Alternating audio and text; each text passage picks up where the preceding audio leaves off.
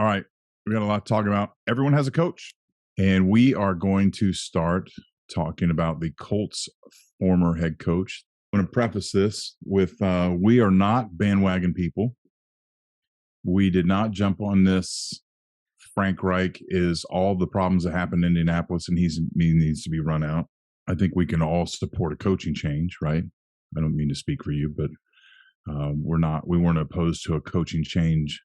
But my mentality is, and I think you agree with this, is that sometimes good coaches need to be fired too.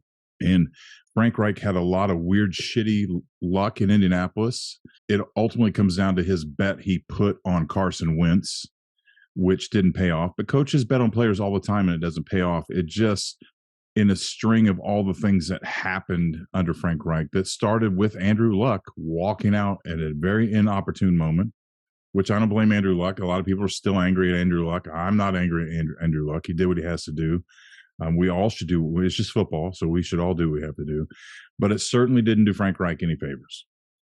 And he just, from that point on, kept trying to put fingers in the dam, and it ultimately backfired. So with that said, now he's in Carolina, and everybody's watching. A lot of people laughed when they heard Carolina hired him because they think he's a bad coach. But you and I think he's going to probably do a pretty damn good job in Carolina, don't we?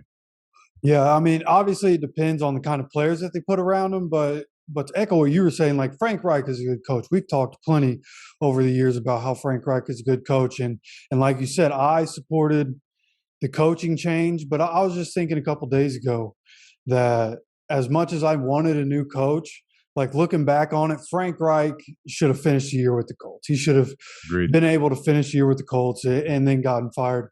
But the good thing, from his point of view, now that he's with the Panthers, like he got fired early. So as soon as some team seasons were done, he was able to get into that coaching cycle and interviewing cycle. So he was the first coach hired, and he's got a bunch of coaches already. And a lot of these coaches that have just gotten hired haven't had a chance to get there.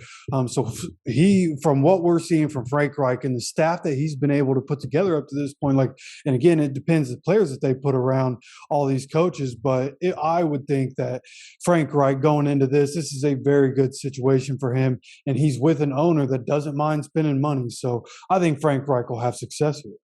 Yeah, I do too. And this is a pretty good cast. It doesn't always mean everything, and it's not like an all-star coaching cast, but it's a pretty damn good coaching cast. And I'm not, that I'm not a big Jim Caldwell fan, but I need to put that in context because Jim Caldwell was a terrible head coach. I didn't like him in Indianapolis. I didn't like him in Detroit, but he's a pretty damn good offensive coordinator. And so they have him and Dom Capers, helping out as senior assistants or consultants with a pretty good cast. I think good things are going to happen for him in Carolina, and I welcome it. They're in the NFC. I want him to do well. I want him, for nothing else, to make me feel better and prove everybody else wrong that thinks he's a terrible coach. So I know that's a little bit selfish, but I wish the guy luck. But I really do think they're onto something here. We've talked about this when he got hired in Indianapolis. The guy has done nothing in his entire career but win and be around winners. His entire career is filled with that. Some of the most influential people in the history of the NFL, Frank Reich has been right there with them as good things unfolded.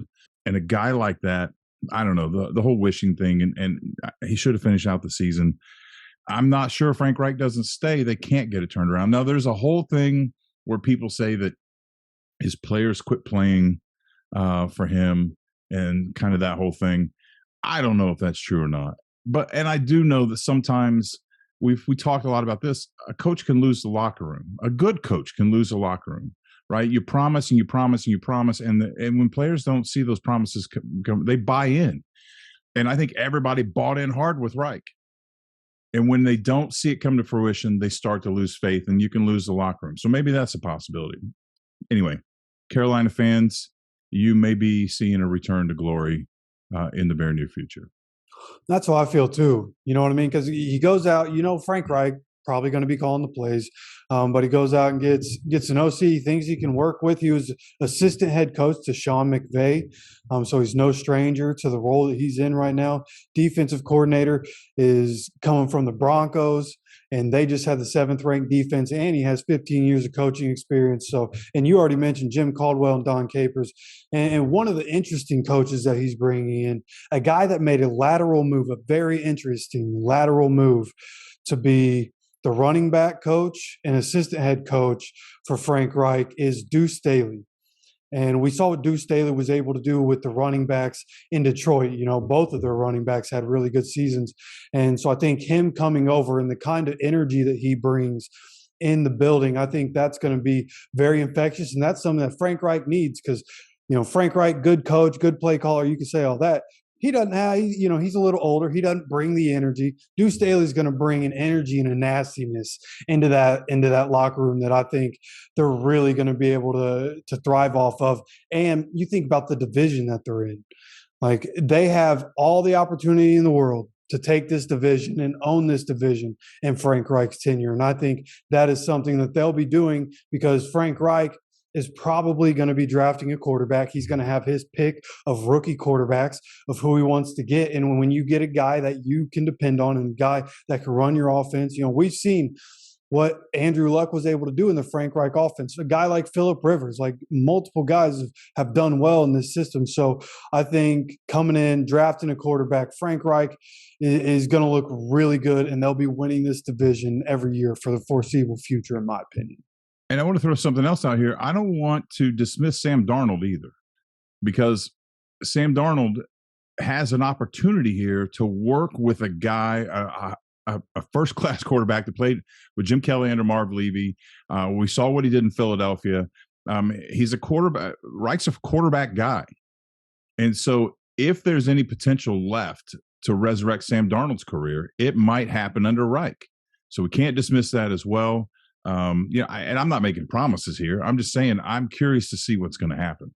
And that's a good point, because at the end of the season, you know, the Panthers finally went back to him after he had come back from injury, and they traded Baker, and he actually looked pretty good. He played pretty well there at the end of the season, got a couple wins for the team, and was a big reason people were thinking that Steve Wilkes was going to retain that job as Panthers coach. So that's definitely an avenue I could see them going.